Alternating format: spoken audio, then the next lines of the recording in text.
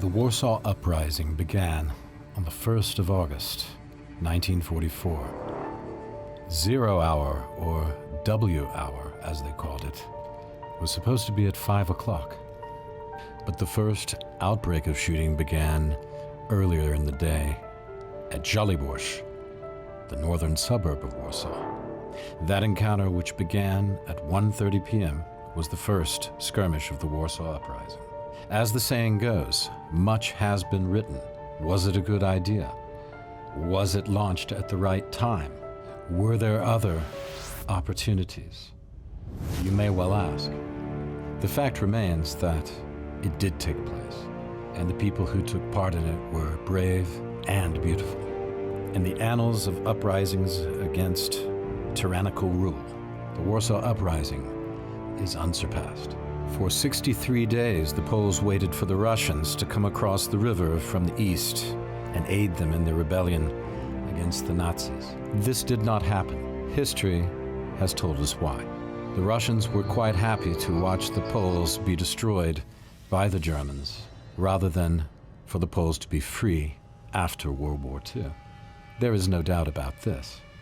This was Stalin's plan. The Warsaw Uprising is indelible on the memory of the 20th century. At the Warsaw Uprising Museum, this history is set in stark terms. You're able to take a close look at those 63 days of fighting for freedom. This is an experience that will not leave you untouched. It will change the way you think about history of this time. And it will remind you of what a great capital Warsaw actually is. The city that stood against one of the greatest tyrannies the world has ever seen and rose again to become a modern leading city in Europe. The next series of episodes will take you through the history of the Warsaw Uprising. Thanks for watching.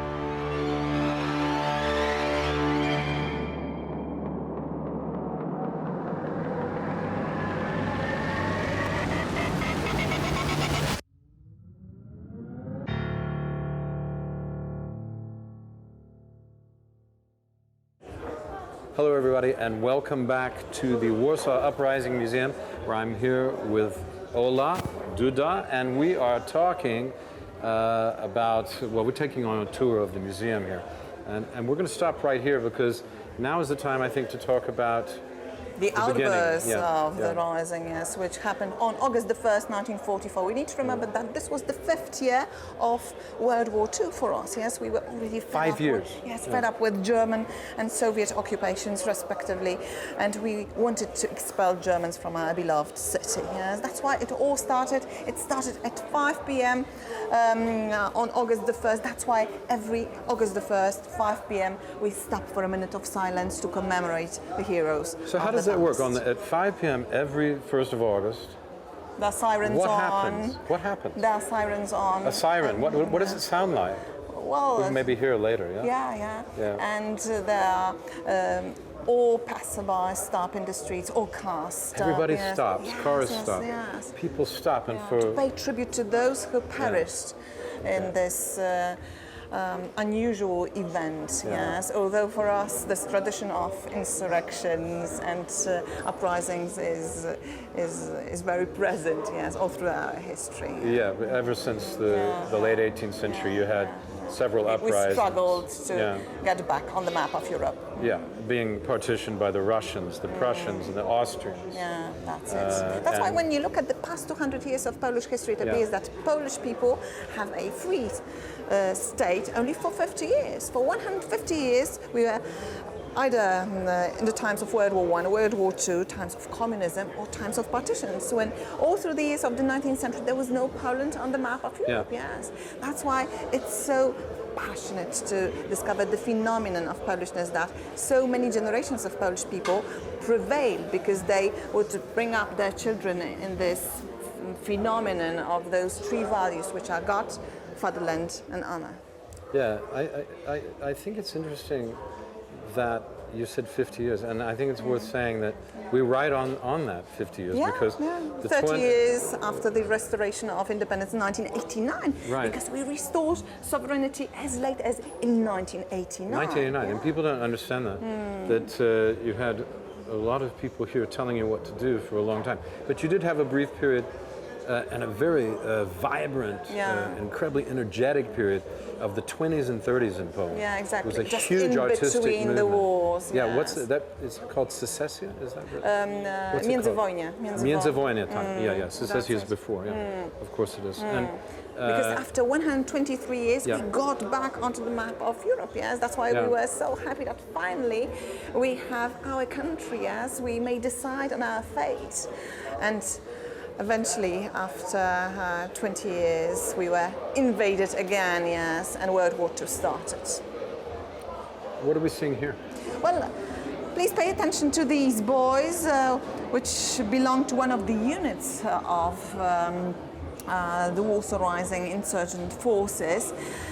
We may see that they They're did quite not. young. Yeah, They're young. They are young. They did not wear uniforms. They were very poorly armored. Only 1/10 of Warsaw insurgents had anything to fight Germans with. But they didn't have guns, but they were inventive. They had petrol bombs and they things had like to that. retrieve guns from Germans. Yes, and they had to count on the supplies that were smuggle dropped. them from the countryside. Some supplies were dropped, but not many. Exactly. And it came later in the uprising, actually. That's So were there any supplies dropped before the uprising? All through the country, yes, but there was not that many of those supplies. There wasn't that many, and you had to be careful. The Germans didn't get them, of course.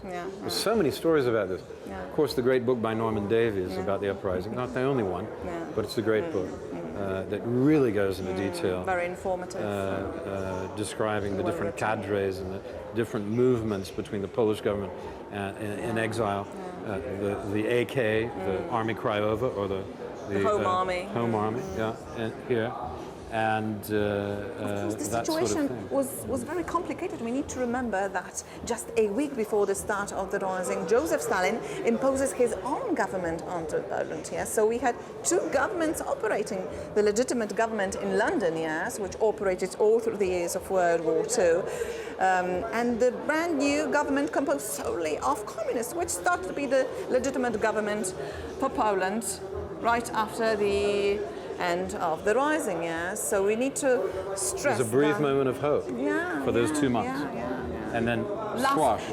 Last chance for freedom. Because Stalin, of course, his motivation was weaken Warsaw, weaken the heart and the brains of Poland, and its a command center, if you will, political center, intellectual center. That's it. And then they will be weaker when we move in. It's a dirty business.